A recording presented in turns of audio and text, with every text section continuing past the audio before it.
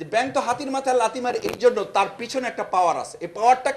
এই পাওয়ারটা হচ্ছে আমাদের বাংলাদেশ এবং বাংলাদেশের বাইরের পার্শ্ববর্তী একটা শক্তি আছে। কোনোভাবে এদেশের ওলামায়ে কেরাম ইসলামপন্থী দলকে সামনে এগুতে দিবে না।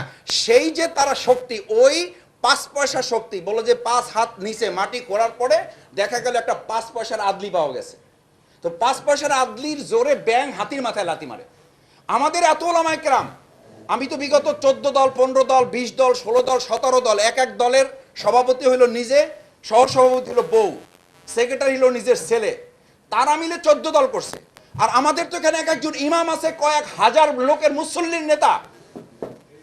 আমরা তারা আজকে এখানে বসেছি, আমরা দ্ব্যর্থহীন কণ্ঠে বলবো এই বছরের নির্বাচন হবে মুসলিম না, ইসলামী আদর্শ শুধু না, সৎ, যোগ্য, ন্যায়পরায়ণতার ঐক্য গড়ে আমরা সমস্ত অন্যায়কে এবার আমরা প্রতিহত করব।